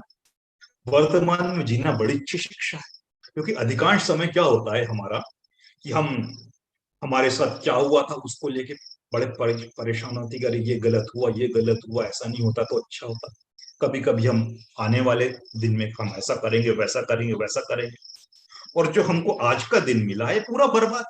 अगर आपके पास में 24 घंटे जी रहे हैं हम, और आपने आधा समय अपनी पुरानी जिंदगी के बारे में सोचने में बिता दिया कि क्या क्या कठिनाई हुई थी, या क्या आपकी खासियत थी, आपको क्या क्या तारीफ मिली, उसी खुशी में डूब गए या उस गम में डूब गए, दोनों ही स्थिति में आपके समय का नुकसान हो गया। मैं आगे ये करूंगी, ये बनूंगी, वो सोचने में बर्बाद कर दिए, उसमें समय चला गया आपका पूरा 24 घंटे, या 24 घंटे में 12 घंटे अगर आपको मिल रहा था आपने कुछ काम करने के लिए, आपने बर्बाद कर, तो वो गलत है। उसके बजाय वर्तमान में जीने का अर्थ है कि इस वक्त हमारे सामने इतना समय है, तो इसका कैसे एक एक क्षण का मैं उपयोग कर लूं। पहले क्या हुआ था अच्छी बात है, आगे क्या होगा वो भी अच्छी बात है, उसके लिए कॉन्शियस होना बहुत जरूरी है। कोई ये कह देगा कि वर्तमान में जीने का मतलब ये हुआ कि पुरानी बातों को भूल जाओ। जो अपनी जड़ों को भूल गया, अपने इतिहास को भूल गया, वो कभी अच्छे आगे नहीं बढ़ सकता है। तो उसके लिए हमको याद रखना बहुत जरूरी है, और भविष्य के लिए भी बड़े पॉजिटिव होना, सकारात्मक होना, और बड़े अच्छे सपने देखना कोई बुराई नहीं है। अगर हम सपने नहीं देखेंगे तो सपने कभी पूरे नहीं होंगे। सपने देखना बड़ी अच्छी बात है, सोचना कि हमको ये हासिल करना, ये बनना, बड़ी अच्छी बात है। लेकिन उसी को पकड़ के बैठ गए कि मुझे ये बनना है, बनना है, ऐसा हो जाएगा, वैसा हो जाएगा, वैसा हो जाएगा, और उसी में पूरा समय बर्बाद कर दिया। उसके लिए एक्शन क्या करना है वो नहीं किया, तो वो गलत है। तो वर्तमान में जीने का मतलब ये होता है कि जागृति के साथ उस समय का उपयोग करना जो हमको मिला है। जो आपने तीसरी बात कही, जागृति के साथ जीना, यही वर्तमान में जीना है, इसके अलावा और कुछ नहीं। जागृति के साथ जीना जब हमको आ जाता है तो हम एक एक सेकंड की कीमत करना समझ जाते हैं। मैं अगर अपने जीवन से उदाहरण लूं, मेरे पास अपने लिए, खुद के लिए कुछ लिखने पढ़ने के लिए बहुत कम समय मिल पाता है, क्योंकि अपनी कुछ पारिवारिक जिम्मेदारियां मेरी भी हर किसी की होती है। तो मेरी बेटी जब स्कूल जाती है, वो अगर 8:30 बजे स्कूल गई और 2 बजे उसको मैं लेने जाता हूँ, तो ये जो इतना समय होता है ना, इसमें बीच में थोड़ा सा परिवार के लिए भी देना पड़ता है समय। जब सेवंती ऑफिस जाती है तो उसके बाद मुझे पूरा समय मिलता है। तो वो जो समय होता है तकरीबन 10 बजे से 10:30 बजे से 1:45 का समय, उस समय में एक एक सेकंड का इस्तेमाल करता हूँ। मजबूरी है करना, क्योंकि अगर वो नहीं करूंगा मैं, तो मुझे और वो जो समय जो चाहिए था अपने लेखनी के लिए, चिंतन के लिए, कुछ लाने के लिए, वो मैं नहीं ला पाता। तो वो होता है वर्तमान में जीना, कि हमको पता है कि हमारे पास इतना सीमित समय है, तो फिर एक भी सेकंड हम बर्बाद नहीं करेंगे। होता यही है कि हम इस चीज का होश खो देते हैं कि हमारे पास जो समय है वो बड़ा उपयोगी है। समय को हम सबसे फालतू चीज मानते हैं, उसको बर्बाद करने में हम कोई कसर नहीं छोड़ते हैं। उसका जिसको होश हो गया वो वर्तमान में जीना को समझ जाएगा, वर्तमान और जागृति के साथ जीना समझ जाएगा। इसमें मैं तीसरी चीज और जोड़ूंगा। आपने दो बात ये हो गई, तीसरी आपने जागृति की, इन दोनों को क्लब कर दी मैंने, तो 2 पॉइंट। तीसरा एक होता है पॉजिटिव सोच, सकारात्मक सोच। इसको भी कुछ लोग पकड़ के बैठ जाते हैं। मैं कहता हूं जीवन में जो व्यक्ति किसी सिद्धांत को पकड़ के बैठ गया कि ये अटल है, अंतिम है, फाइनल है, यही सब कुछ है, वहां से उसकी बर्बादी शुरू हो जाती है। जीवन का अच्छे से अच्छा उपदेश, अच्छे से अच्छा सिद्धांत अगर उसको आपने पकड़ लिया, जकड़ लिया, तो वहां से आपकी बर्बादी शुरू हो जाएगी। कैसे होगी? सकारात्मक सोच बड़ा अच्छा सिद्धांत है, पॉजिटिव होना चाहिए हर चीज के लिए, इससे अच्छी कोई बात नहीं। कि नेगेटिविटी जो होती है हमको बड़े कमजोर करती है। लेकिन जब हमारे सामने कुछ गलत हो रहा हो, उस वक्त भी हम पॉजिटिव सोच लाए, कि नहीं नहीं, जो हो रहा है उसके पीछे कुछ ना कुछ तो अच्छा ही होगा। तो ये हमारी बेवकूफी हो जाती है इस वक्त। इससे हम अपना भी नुकसान करते हैं, दुनिया का भी नुकसान करते हैं। उदाहरण के लिए, जब नोटबंदी, डीमोनेटाइजेशन हमारे देश में हुआ था, एक बेवकूफाना कदम था सरकार का, ये तो अब सिद्ध हो चुका है ऑफिशियल। लेकिन उस वक्त जब लोग परेशान हो रहे थे, मैं दिल्ली में था, हमारे पास खाने पीने पैसा होते हुए जेब में कुछ नहीं था, भुखमरी के दिन आ गए थे। मेरे जैसे इंसान के पास आए थे, तो बाकी लोगों के पास कितने आए होंगे, जिनकी अपनी और भी बुरी स्थिति रही होगी। ये स्थिति थी। और उस वक्त रेडियो चैनल, रेडियो मिर्ची और तमाम प्राइवेट चैनल ये बता रहे थे कि नहीं नहीं नहीं, हमको परेशान नहीं होना चाहिए, पॉजिटिव सोच रखना चाहिए, सरकार की इस एक्शन में कुछ ना कुछ पॉजिटिव छुपा हुआ है। तो ऐसी सोच जो पॉजिटिविटी फैला रही है, गलत चीज को भी आप पॉजिटिव बता रहे हो, महाबेवकूफी है। दुनिया में कोई भी अच्छे से अच्छा सिद्धांत, चाहे सकारात्मक सोच का सिद्धांत हो, चाहे विचारहीन होने का सिद्धांत हो, चाहे अनिश्चितता का सिद्धांत हो, बड़ा अच्छा सिद्धांत है अनिश्चितता का भी, लेकिन उसको पकड़ के बैठ ले, अरे हर चीज तो नष्ट होना ही है, तो फिर मैं क्यों अपनी चिंता करूं, क्यों अपना करियर बनाऊं, वो तो नष्ट होना ही है, क्यों मैं अपनी हेल्थ बनाऊं, मेरा शरीर तो नष्ट होना ही है, तो ऐसी क्यों मैं पढ़ू, दिमाग तो कमजोर होना ही है एक समय बाद। ऐसी कोई बेवकूफी सोच ले अनिश्चितता के नाम पे, तो अपने पाँव पे कुल्हाड़ी मारेगा। इसलिए दुनिया का खूबसूरत से खूबसूरत सिद्धांत, घोर वैज्ञानिक सिद्धांत, उसको पकड़ के मत बैठिए। जहां हमने पकड़ लिया, जहां हमने आसक्ति रख ली, जहां हमने मोह रख लिया, वहां से हमारी मानसिक रूप से, बौद्धिक रूप से गिरावट शुरू हो जाएगी। तो किसी भी सिद्धांत को पकड़ना नहीं चाहिए। ये जागृति हमें हमेशा होना चाहिए। इस जागरूकता के साथ अगर हम जी गए, तो सब कुछ हासिल कर सकते हैं अपने जीवन में। और बुद्ध का संपूर्ण धम्म जो है, वो इंसान के बौद्धिक विकास के लिए है। जो बात हमेशा मैं कहता हूं कि मानव संसाधन की वृद्धि के लिए, कि हम एक इंसान के रूप में पैदा हुए हैं, तो हम कैसे एक अच्छे इंसान बन सके, क्वालिटी के इंसान बन सके, उसके लिए है। तो उसके लिए अगर हम प्रयास नहीं करते हैं, तो हमारा बुद्धिस्ट होना किसी काम का नहीं। उस चीज की हमें कॉन्शियसनेस, उसकी जागरूकता हमेशा होनी चाहिए कि इस दुनिया में हमारी कुछ भूमिका है और उसके लिए हमको कुछ करना है। वो सतर्कता, वो जागरूकता हमेशा हमें होनी चाहिए। अगर वो हमें हो गई, तो न सिर्फ हमारा निजी विकास होगा, बल्कि हमारी कम्युनिटी का, हमारे देश का और हमारी पूरी दुनिया का, पूरी मानवता का विकास होगा। ये जिम्मेदारी हम पर है, क्योंकि हम इंसान हैं। इंसानों की सोच कुछ ज्यादा होती है, और कुछ गुण जो है पशु पक्षियों से अधिक होते हैं। तो उसका उपयोग हमको करने की जागरूकता हमें होनी चाहिए कि यूं ही प्रकृति ने हमको इंसान बना दिया और हम पिक्चर देख के, टीवी देख के और समय बर्बाद कर दे खेल कूद के, इधर उधर घूम के, तो क्या मतलब हुआ हमारे इंसान बनने का। उससे अच्छा तो कुत्ते का जीवन है, वो भी घूम रहा फिर रहा, ऐश कर रहा, टाइम पास कर रहा। वही अगर हम कर रहे हैं, तो क्या मतलब हुआ हमारे इंसान का। ये जागरूकता हमें होनी चाहिए, यही मैं कहना चाहूंगा। Thank you so much Ratnesh भाई। आपने बहुत अच्छा जवाब दिया है इस सवाल का। और हमारे पास में अभी लास्ट के 3 मिनट बचे हुए हैं, तो आप सभी से गुजारिश है, अगर आपके सवाल होंगे तो आप सवाल पूछ सकते हैं। उसके जो जवाब है रत्नेश सर अगली क्लास में या फिर ग्रुप में भी दे सकते हैं। अगर आप यहाँ पर सवाल नहीं बताना चाहते तो फिर आप ग्रुप में भी सवालों को शेयर कर सकते हैं। तो कुछ सवाल होंगे तो आप बोल सकते हैं। Hello Ratnesh sir. जी जी पूजा। मेरी आवाज आ रही है ना? बिल्कुल बिल्कुल, एकदम साफ। जी जी। मेरा एक प्रश्न था, शायद वो सेकंड वीक का ही था, जी जिसमें कि ना आपने बहुत सारे धर्मों की खास विशेषताओं के बारे में चर्चा की थी।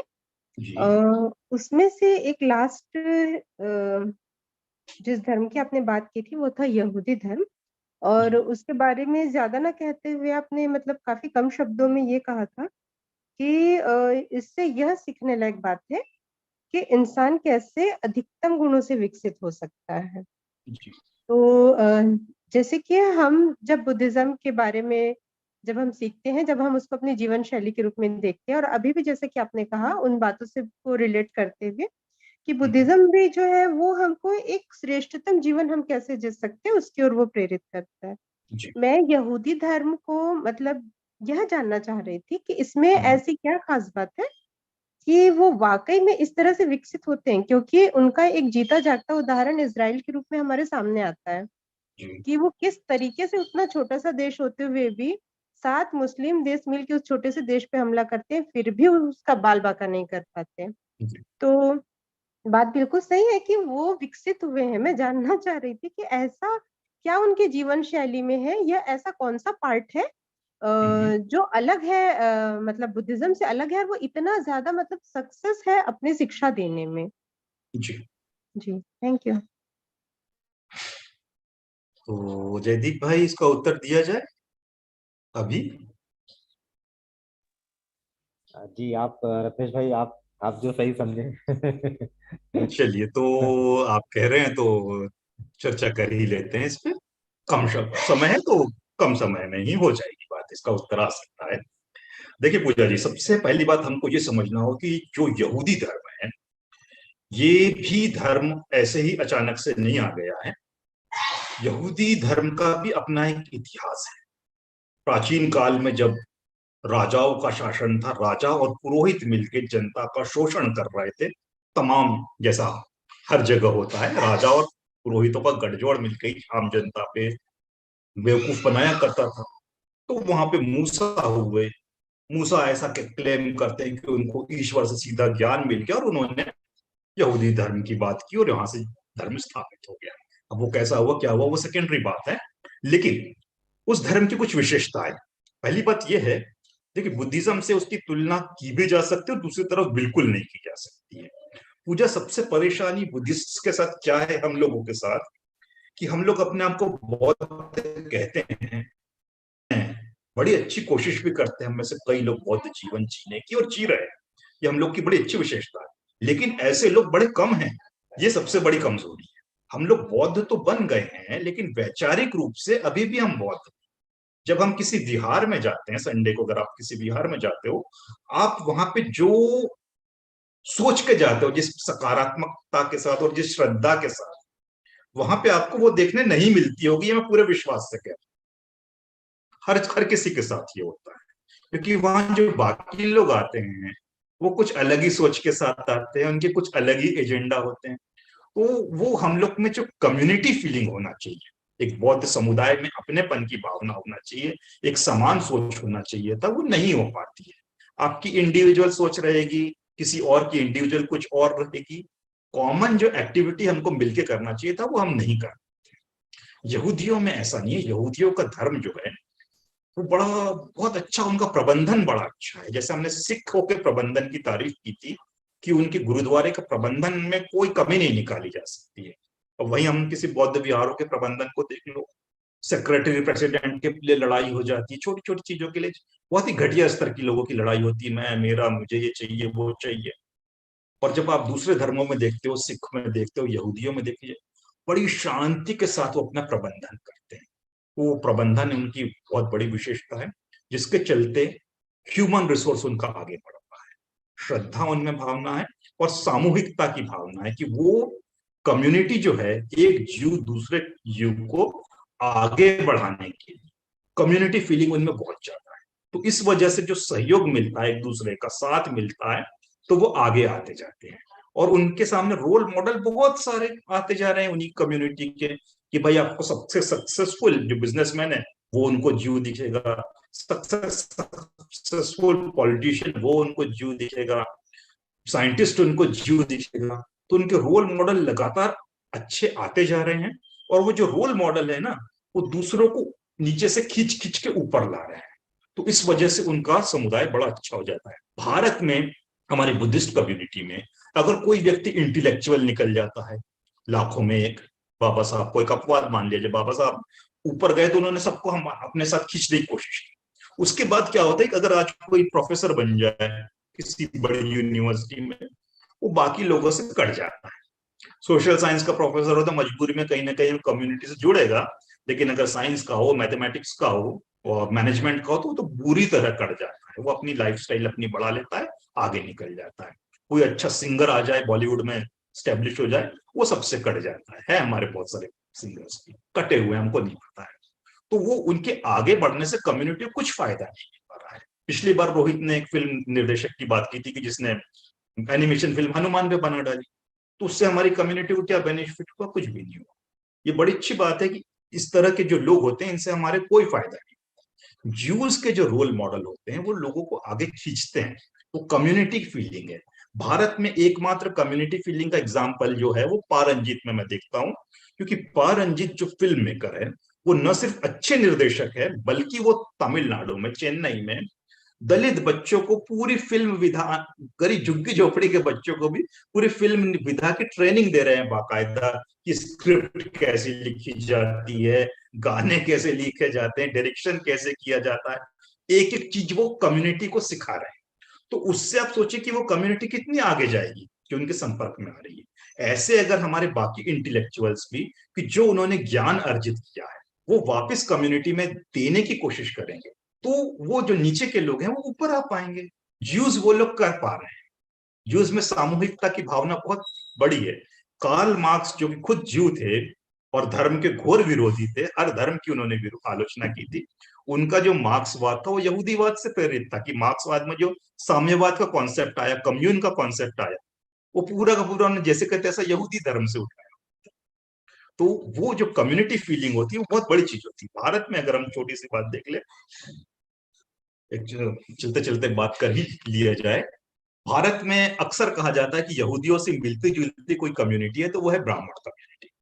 ब्राह्मणों को यहूदियों से मिलता जुलता इसलिए कहा जाता है कि जिस तरह यहूदी हर चीज में आगे हैं, भारत के ब्राह्मण भी काफी कुछ क्षेत्र में काफी आगे हैं, काफी संगठित हैं और लगभग उसी विधि से सोचते हैं। तो भारत में अगर ब्राह्मण की आबादी देखेंगे तो मुश्किल से 3% है, लेकिन आपको हर क्षेत्र में सबसे आगे दिखेंगे। बेस्ट पॉलिटिशियन देख लो तो वो आपको ब्राह्मण जाति का मिलेगा, बेस्ट न्यूज एंकर देख लो वो आपको ब्राह्मण जाति का मिलेगा, फिल्म निर्देशक, तमाम चीजें, कहानीकार, जो भी क्षेत्र में ज्यादा आपको ब्राह्मण हर जगह मिलेंगे और बहुत अच्छे किस्म के मिलेंगे। मैं न्यूट्रल होकर कह रहा हूँ, वाकई जो अच्छे हैं, मैं उनकी बात नहीं कर रहा हूँ कि जो क्लेम कर पाए, बेस्ट भी उनको हमको वहीं पे मिलते हैं। तो ऐसा क्यों होता है? उसका कारण यही है कि वहां पे भी जिसमें ये जज्बा होता है, सोच होता है, वो आगे हो जाता है। उसका एक दूसरा पहलू हमको देखना चाहिए उन ब्राह्मणों का, कि जो आगे है, जो ब्राह्मण काबिल होने की वजह से आगे है, काबिल होने की वजह से रिजर्व बैंक का बन गया है, सब कुछ टॉप मोस्ट लीडरशिप पर चला गया है। तो हर ब्राह्मण ऐसा काबिल नहीं है। जब हम कह रहे हैं कि ब्राह्मण इंटेलेक्चुअल क्लास है, तो हर ब्राह्मण इंटेलेक्चुअल नहीं है। ब्राह्मण में एक से एक बेवकूफ, एक से एक नालायक भी है।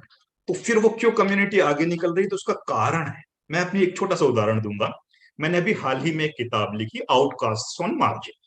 वो किताब अमेजन पे उपलब्ध है। वो किताब मैंने अपने दोस्तों को, अपने अम्बेडकर ग्रुप में भेजी कि भाई आप इसको पढ़ लीजिए, कि ये पहली किताब है सोशल साइंस में लिखी गई जिसने स्कैवेंजिंग के क्वेश्चन को अम्बेडकराइट पर्सपेक्टिव में देखा है। अभी तक किसी ने अम्बेडकर पर्सपेक्टिव में इस सवाल को नहीं देखा था। लोग गांधीयन पर्सपेक्टिव में देखते हैं, मार्क्सिस्ट पर्सपेक्टिव में देखते हैं। तो उस हिसाब से अनूठी किताब है, लेकिन बड़े दुख के साथ कहना पड़ रहा है इसको अभी तक किसी भी अम्बेडकराइट ने नहीं पढ़ा है। ब्राह्मणों ने पढ़ना शुरू कर दिया, मुझे उनके फोन आ रहे, कमेंट आ रहे कि हमने पढ़ी, अच्छी लगी, ये लगी। तो ये हमारे समाज की कमजोरी है, ये उस उदाहरण से। अब वो जो ब्राह्मण जो 1% काबिल हैं 3% में से, वो जब टॉप मोस्ट पोजीशन पे जाते हैं, तो उसकी जाति का जो सबसे घटिया, सबसे नालायक, सबसे बेवकूफ आदमी होता है, उसको वो कहीं ना कहीं एडजस्ट कर देते हैं। ठीक है, उसको मैनेजर नहीं बना सकते हैं तो चपरासी बना देंगे, किसी को क्लर्क बना देंगे, किसी को कॉलेज में लेक्चरर बना देंगे। उनकी एक बुद्धिजीवी की वजह से पूरी कम्युनिटी आगे जाती है। और हमारा जब एक इंटेलेक्चुअल आगे जाता है, वो कम्युनिटी से कट जाता है, तो वो अकेला ऊपर निकल जाता है, बाकी नीचे रहते हैं। ये अंतर है। ज्यूज में भी ये चीज, कम्युनिटी फीलिंग उनमें बहुत स्ट्रांग है, इसलिए वो आगे बढ़ रहे हैं। बुद्धिज्म में ऑन पेपर मानव के मन को विकसित करने की बहुत बातें कही। बुद्ध ये कहते हैं कि अच्छे शिल्प सीखो, स्किल सीखो, ताकि आप आगे बढ़ोगे। ये हम सब पाली में पढ़ते हैं, लेकिन एक्चुअल में कभी कोई भिक्खु ने या किसी ट्रेनर ने हमको ये चीज सिखाई है? बिल्कुल नहीं सिखाई कि हमको नई नई स्किल सीखना हो। कभी कोई नहीं कहता, इस पर बात ही नहीं होती। तो बुद्धिज्म जो है पूरा रिचुअलिस्टिक हो गया। वो जो पाली में हम पढ़ते हैं उसे पढ़ लेते हैं, भूल जाते हैं। और हमारे सामने जो हमारे रोल मॉडल्स होना चाहिए वो हमसे कट जाते हैं। ज्यूज में और ब्राह्मणों में ये नहीं हो रहा है, इसलिए वो आगे बढ़ रहे हैं। जिस दिन हम विहार में जाएंगे और हमको वो पॉजिटिविटी वहां पे दिखने लगेगी, तो हमारा समाज तब आगे बढ़ेगा। उससे पहले नहीं बढ़ सकता। उससे पहले बुद्धिज्म जो है हमारे लिए इंडिविजुअल एक्सरसाइज ही है आज, वो कम्युनिटी एक्सरसाइज अभी नहीं बन पाई है। जब वो बनेगी ना, तब हमको पॉजिटिव रिजल्ट, जैसे जूस का मानव संसाधन विकसित हुआ, ऐसा हमारा होने लगेगा। और उसके लिए अभी हमको मिलकर कोशिश करनी होगी कि हम कैसे अपनी कम्युनिटी बना पाए इतने छोटे से ग्रुप में। अगर यही हमारी आदर्श कम्युनिटी बन गई, बहुत प्रभाव पड़ेगा समाज में।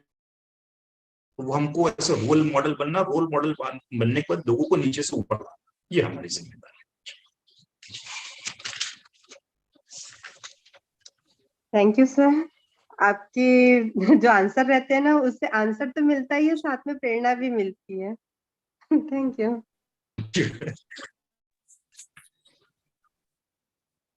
Thank you so much Ratnesh भाई इस सवालों के जवाब के लिए। और